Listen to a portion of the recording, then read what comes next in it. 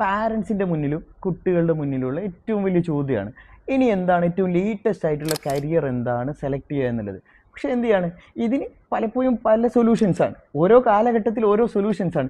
ഇപ്പോൾ ഏറ്റവും ലേറ്റസ്റ്റ് ആയിട്ട് നമ്മൾ മനസ്സിലാക്കേണ്ട ഇൻഡസ്ട്രിയും അതേപോലെ എന്ത് ചെയ്യാണ് എഡ്യൂക്കേഷനും തമ്മിലുള്ള ഒരു ഗ്യാപ്പ് ഫില്ല് ചെയ്യുന്നില്ല.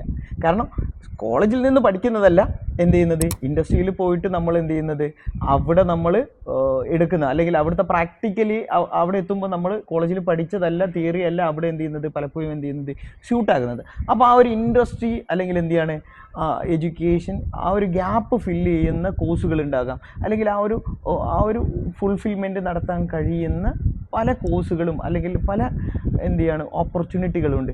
ഇത് മനസ്സിലാക്കിയിട്ട് വേണം നമ്മൾ എന്ത് ചെയ്യാൻ കോഴ്സുകൾ സെലക്ട് ചെയ്യാൻ. മാർക്കറ്റിന് എന്താണോ വേണ്ടത് ഇത് പഠിക്കുക എന്നുള്ളതാണ്. ഇതാണ് നമ്മൾ എന്ത് ചെയ്യേണ്ടത്, ചൂസ് ചെയ്യേണ്ടത്. അപ്പോൾ പഴയ എക്സലും വേർഡും പവർ പോയിൻറ്റും പഠിക്കുന്നതിന് പകരം AI പഠിക്കണം.